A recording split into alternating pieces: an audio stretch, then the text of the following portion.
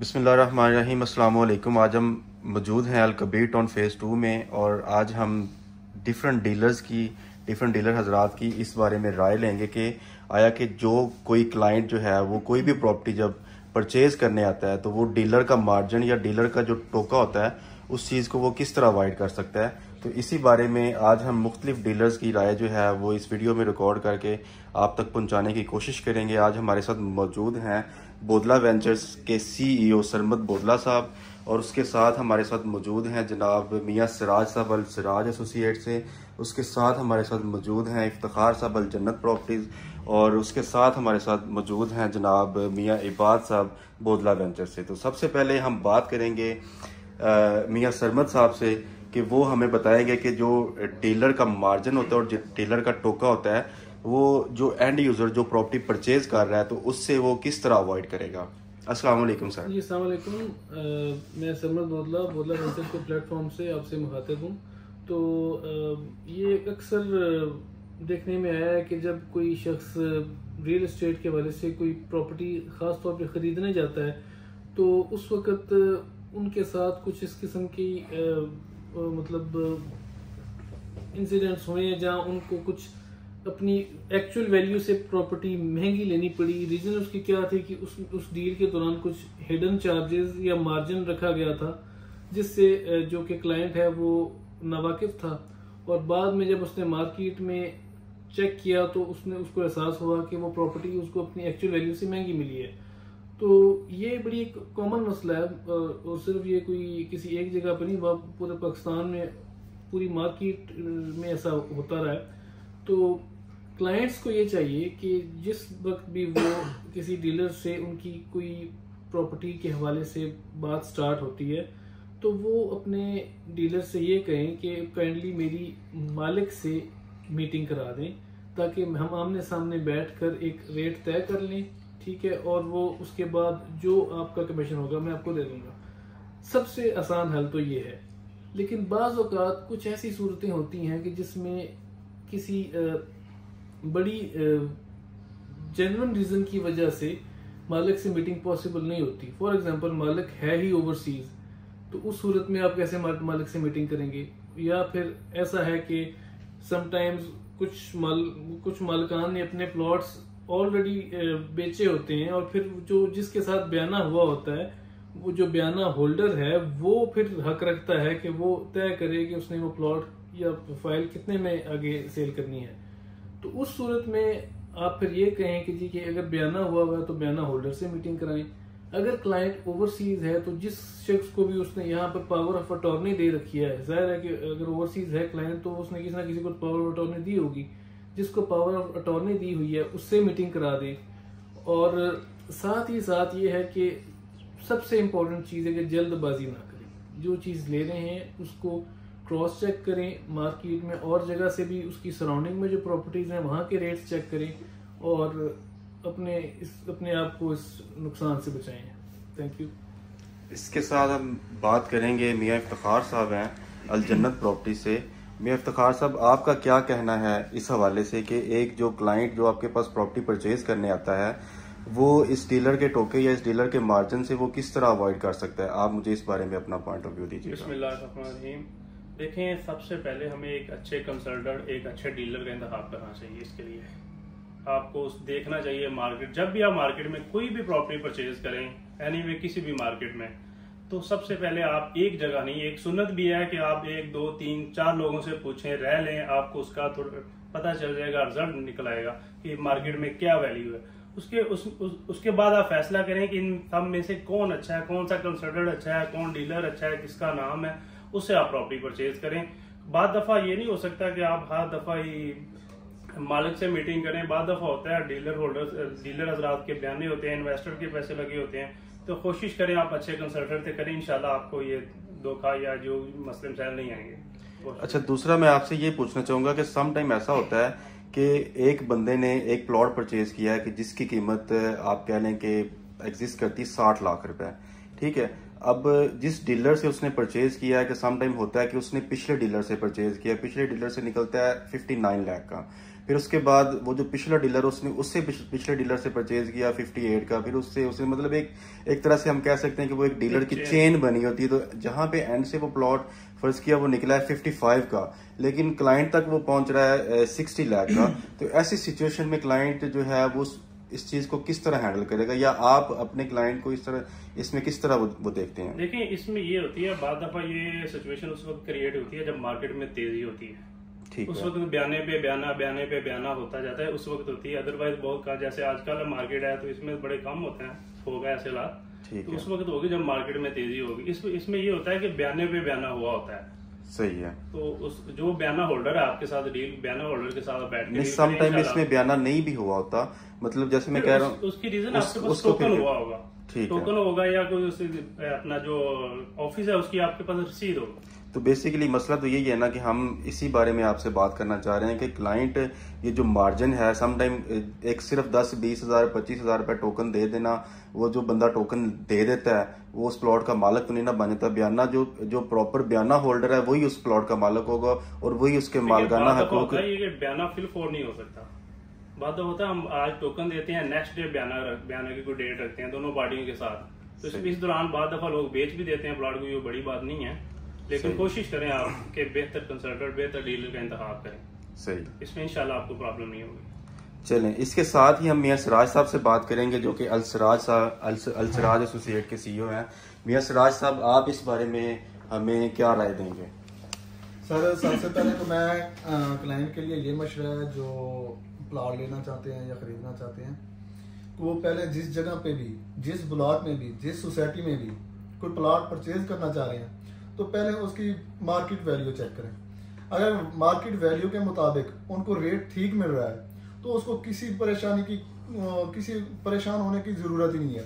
ये मेरे ख्याल से आपने सबसे अच्छी बात की है कि वो सराउंडिंग में जो है ना उस प्रॉपर्टी की एक दफा वैल्यू जो है ना वो जरूर चेक कर लें। हाँ जी, बिल्कुल, कि वो जो चीज आप खरीद रहे हैं वो इतने में एग्जिस्ट भी करती है या नहीं करती। बिल्कुल, देखें जी, जब उसको पता होगा कि इस एरिया का या इस ब्लॉक का या इस सोसाइटी का ये रेट चल रहा है मार्केट में, तो उसको किसी भी किस्म की परेशानी का भी सामना नहीं करना पड़ेगा और किसी पे शक की भी गुंजाइश नहीं बचेगी। ना डीलर पे कोई शक होगा और ना ही उसको कोई परेशानी का सामना करना पड़ेगा। यही चीज हम इम्प्लीमेंट कर सकते हैं कि जो सेलर है, जब सेलर को चीज सेल करने जाता है तो वो भी एक दफा सराउंडिंग में उन प्लॉट्स के रेट्स वगैरह चेक कर ले और फिर उसके बाद जो है वो जाके डील करे। जिसने सेल करना है वो भी अगर किसी डीलर से बेयकीनी का शिकार है तो वो पहले मार्केट वैल्यू चेक करे कि मेरे प्लॉट की क्या वैल्यू है, फिर उसके मुताबिक डीलर को बताया कि भाई ये मार्केट वैल्यू है, मेरा प्लॉट इतने में सेल करे।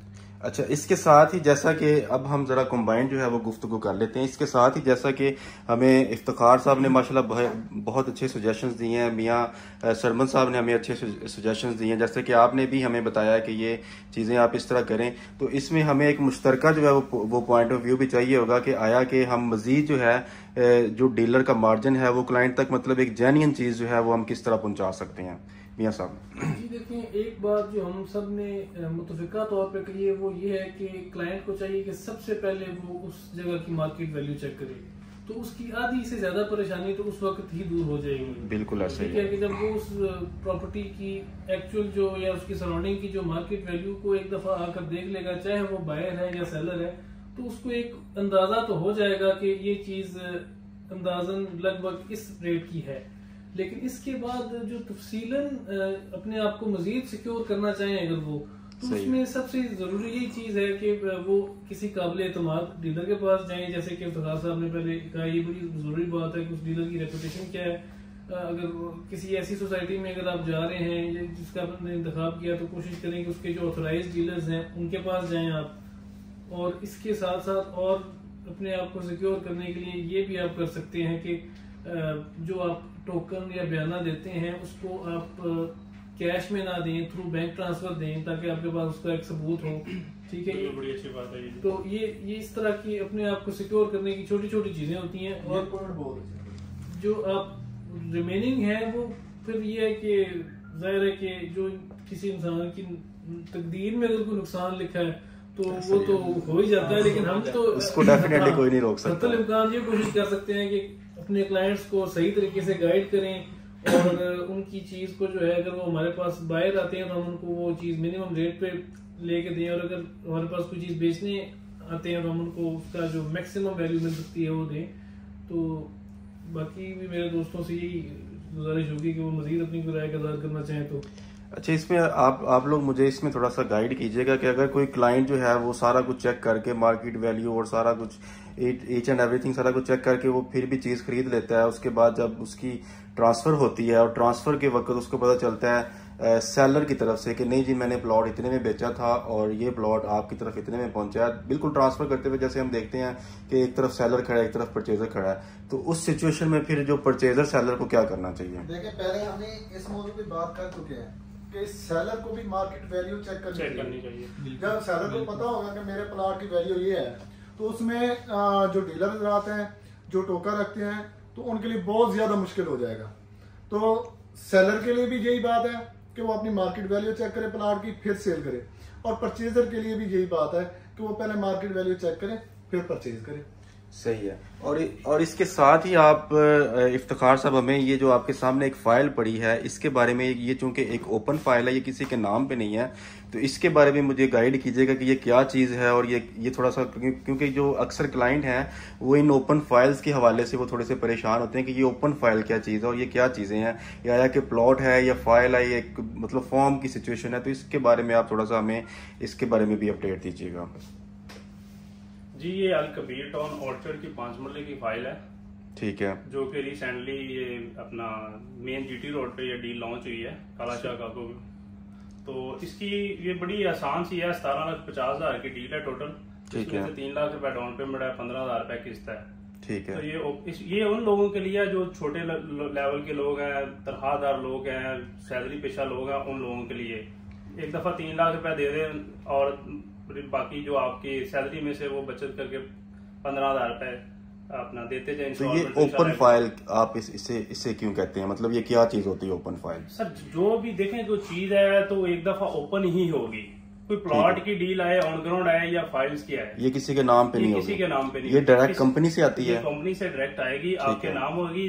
अगर नेक्स्ट आप 6 महीने साल 2 साल बाद जब बेचेंगे तो फिर ये रीसेल होगी। अच्छा, फिर जब आपके नाम पे चढ़ जाएगी तो फिर जब दोबारा जो बंदा बेचेगा इसको वो इसको ट्रांसफर करवाएगा, ये आप कहना चाहते हैं? फर्स्ट में ये ट्रांसफर भी फ्री होती है, इसकी कोई ट्रांसफर फीस। अच्छा, ये फाइल आपने 2 लाख रुपए अगर 3 मरले की लेती हैं तो 2 लाख, अगर 5 की लेती हैं तो 3 लाख रुपए देना है। जी, मैं वही पूछ रहा हूँ कि ये फाइल जैसे आप कह रहे हैं इसको बस फिलअप करके तस्वीरें लगा के आईडी कार्ड कॉपीज लगा के जमा कराना तो ये आपके नाम पे हो जाएगा। और ये कितने दिन तक इसका प्रोसेस कंप्लीट हो गए तो आपके नाम पे आ जाती है? सर, इसमें जस्टली आपने आना होता है और अपना आईडी कार्ड और तस्वीरें देनी होती है। मिनिमम आपका आधा घंटा लगेगा। और ये मुझे बता सकते हैं कि ये कौन से टाउन की फाइल है? ये है Al Kabir town orchard, main GT road. ठीक है। और ये कहाँ पे? जीटी रोड के ऊपर वाक़ है। इसकी एग्जैक्ट लोकेशन हमें बताएंगे और इसका क्या प्लान है और कितनी देर में ये डिलीवर कर रहे हैं? देखें जी, इसका 3 साल का प्लान है टोटल। सही तो जिसमें से चेयरमैन साहब ने 1 साल का वादा किया हुआ है कि 1 साल तक इंशाल्लाह हम इसका पोजेशन और इसका मैप शैप दे देंगे। सही। तो इंशाल्लाह बिफोर टाइम ही, पहले भी अल कबीर करवाया था कि बिफोर टाइम ही पोजेशन अपनी चीजें डिलीवर कर रहा है। तो इंशाल्लाह इसमें भी अल्लाह बेहतर करेगा। चले, बहुत शुक्रिया जी आप सबका।